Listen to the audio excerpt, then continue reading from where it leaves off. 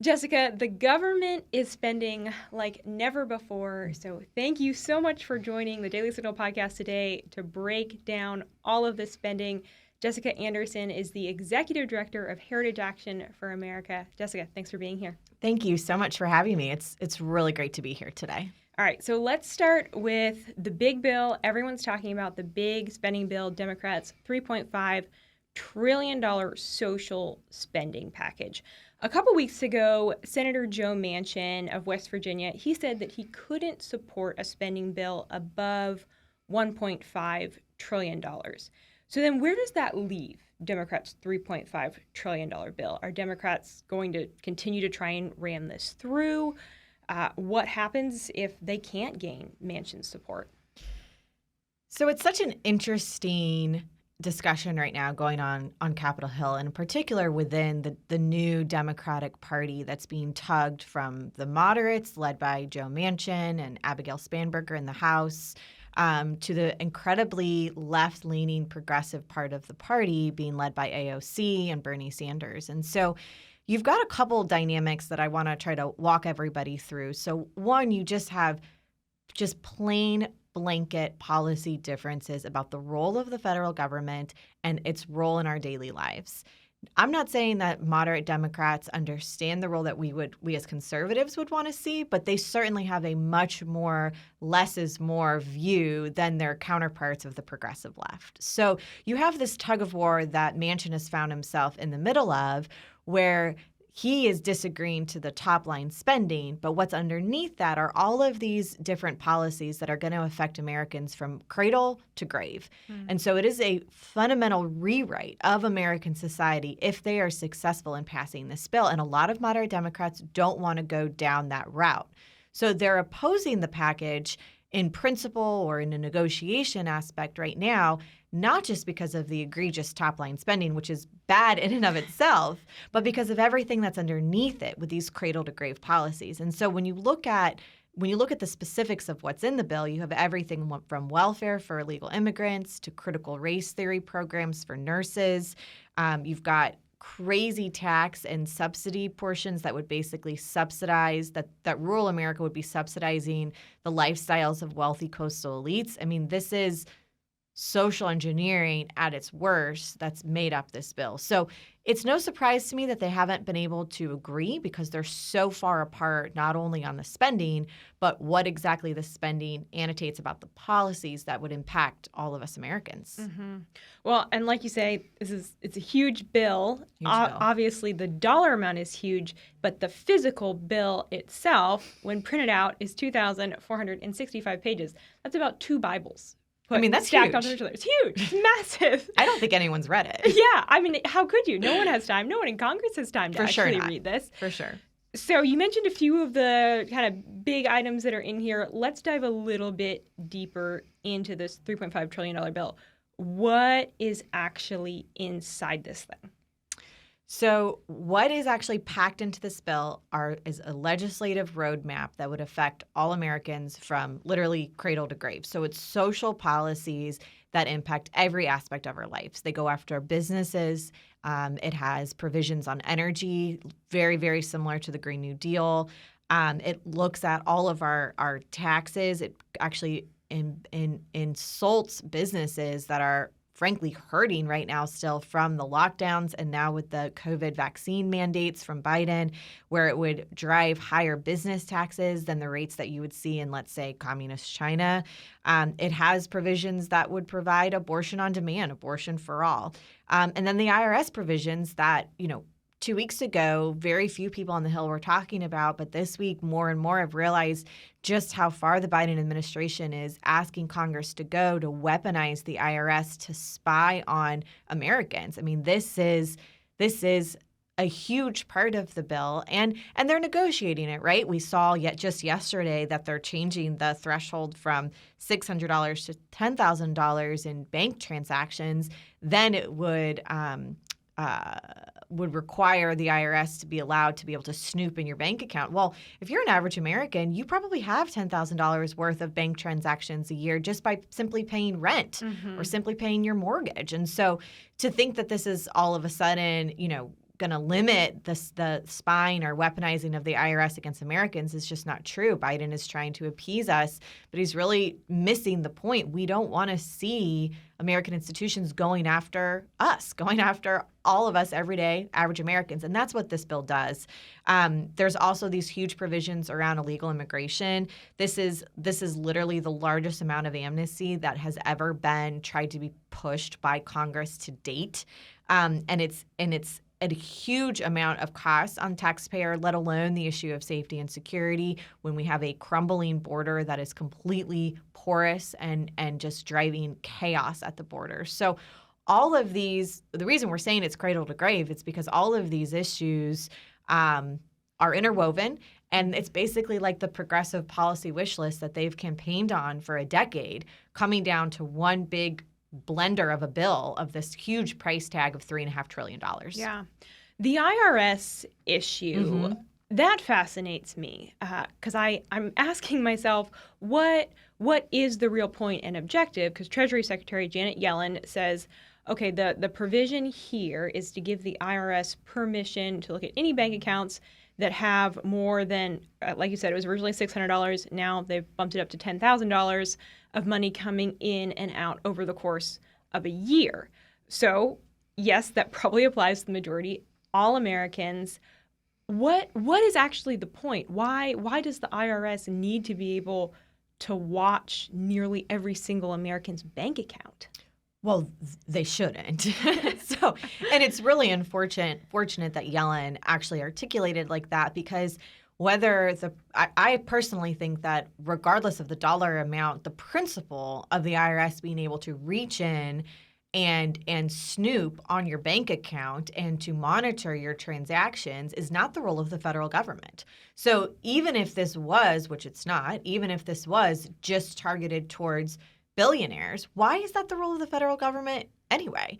What they make should not open the door for a specific policy for one group or another. We should have policies that protect the freedoms of Americans, because freedom is the bedrock of our American society. And so the more you drip away at that, you take away individual rights and you take away individual freedoms. And so what they're setting up, I think, is another example of an institution that we have come to rely on in the United States that is being weaponized for political purposes. It started with the DOJ, the Department of Justice.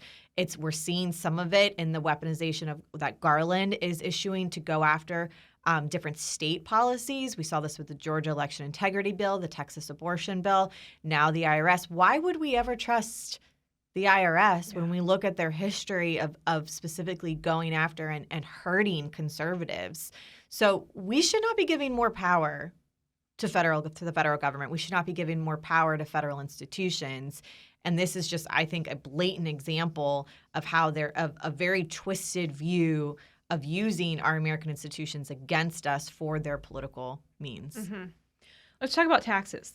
What do we know about tax hikes in this $3.5 trillion spending bill for a family in Georgia making $55,000 a year, or a couple in California making $68,000 a year?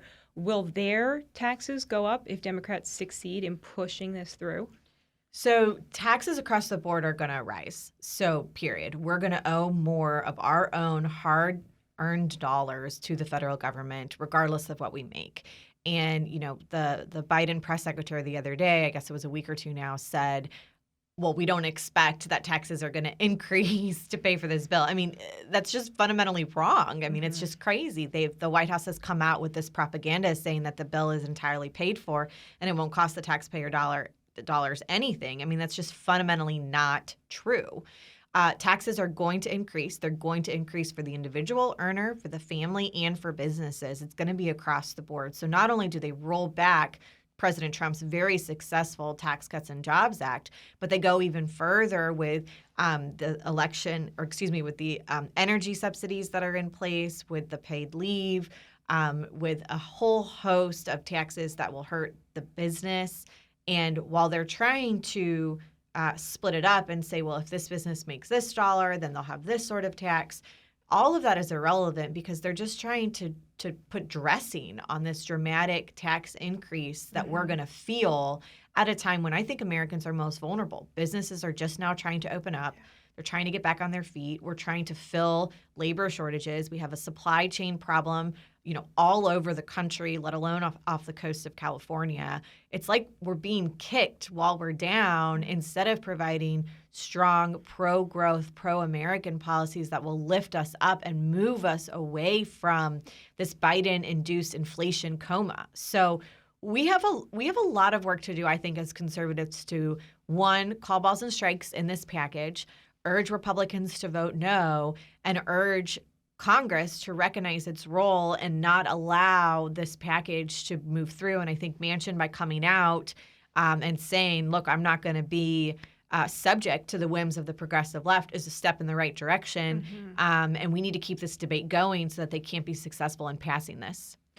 Heritage Action for America does so much at a grassroots level. You all have individuals that you call sentinels all over America that are working with you, and you're often in touch with them to kind of hear what are your thoughts on different policies. So as you have talked with folks all over the country, what are they saying about this bill? What do they think about the government trying to spend $3.5 trillion on this massive list of social Democrat priorities? They hate it, right? Biden does not have a mandate to do these things. He didn't win his election on a long list of campaign directives or visions for America. He ran against Trump. His entire platform was anti-Trump. And so to think that the people that voted for Biden are going to want to see this entire new cradle-to-grave proposal being pushed through is just completely out of touch with the American people. The reality is he doesn't have a mandate. He doesn't have instructions on how to lead. It's not from the American people, so they're upset. We were just on tour. We went to 5 cities across the country. We actually started in California. We ended in Georgia, and we hit Wisconsin, New Hampshire, Florida, and Georgia, all across the country, talking with business owners. We had almond farmer in California, hair salon owners in Georgia, a bait and tackle shop or a hunting and tackle shop up in New Hampshire, a restaurant in Florida, all telling the stories about how they've been hurt from the lockdowns. They are hurt from the increase in unemployment and the state having to still pay unemployment insurance to keep people home, like in the case of California. And then now you add in these heavy taxes, additional regulations. It's going to hurt their businesses. And it's easy to be like, oh, well, a business, there's no face to that. But these are real life people. These are entrepreneurs. These are, in the case of the hair salon owners, these are single moms that are trying to provide for their families. And so when we say business, we should really understand it as a family, as an individual, the people that make it up. And so what we hear from them is that they don't like this. They are adamantly opposed, and they want Biden to understand, and frankly, the entire administration and congressional leadership, regardless of party, to understand the needs of everyday Americans, where we don't want to continue to be beat down and burdened by the government. Mm-hmm. So what happens if Manchin stays strong, Senator Joe Manchin, and continues to say, you know what, I'm not going to support any spending package that's above 1.5 trillion. Do we know what is going to get cut from this package? Do we know how quickly we might see this move forward? So we don't know that yet. They're in the middle of those negotiations right now. And so I would argue, though, and I think most conservatives are going to agree with this, that whether it's a $1.5 trillion package or a $3.5 trillion package, the top line spending is only one part of the equation. Look at all the policies that make up that bill. Yeah. That is what conservatives are opposed to. That is what Manchin should, frankly, be making his arguments against, because he doesn't want to support, because West Virginians don't support a complete remake of American society. So, if they carve out the edges and try to get the top line dollar down, that's fine. But we will look at the bill, and we are still going to have deep, deep concerns with the social engineering and remake of society that's being put forward by the left. America, our national debt is ever increasing. We're at about 28 trillion right now. Congress just narrowly averted defaulting on our national debt last week. Why is Congress focused on passing a social spending bill when we are dealing at the same time with trying to avoid defaulting on our national debt? So unfortunately, a lot of the progressive left has a misconstrued construed vision for what economic growth looks like and whether it is good or bad and how to get there. And so they think by spending more, you can spend your way out of debt.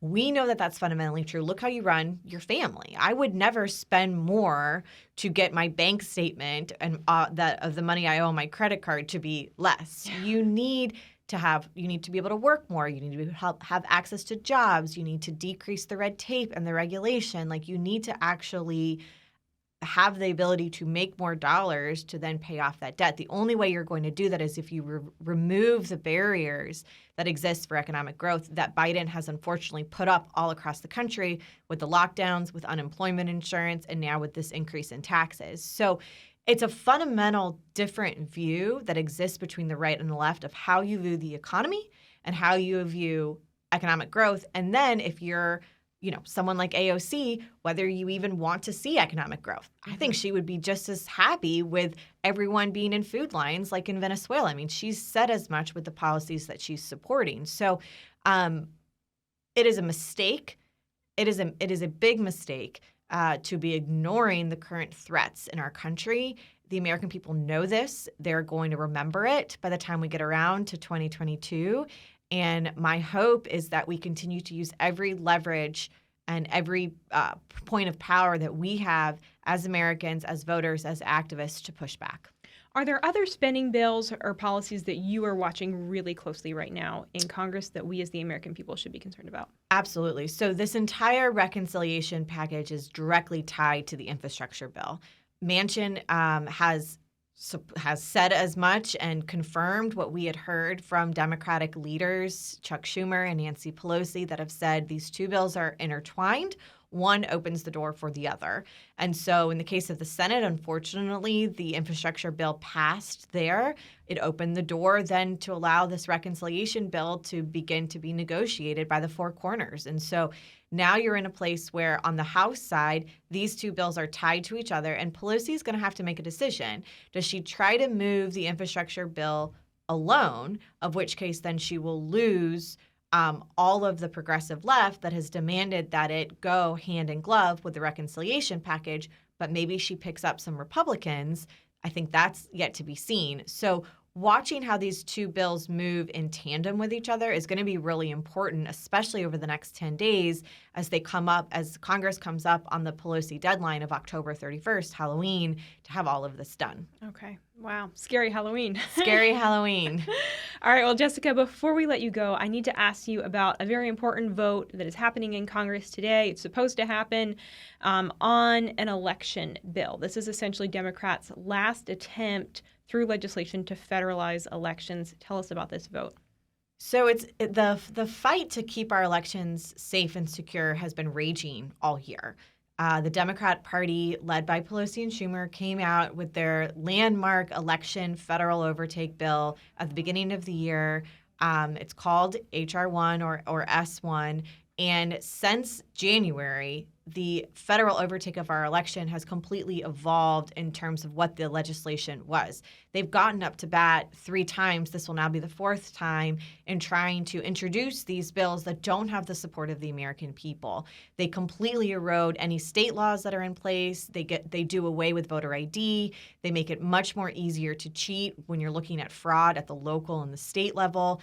They scrap any sort of safeguards around absentee ballots, around early voting, around counting, poll workers, poll watchers. It's a whole host of policy proposals. And so we expect that the vote will be today, that they will try this 4th attempt to federalize our election system. Manchin has found himself in the middle of this again.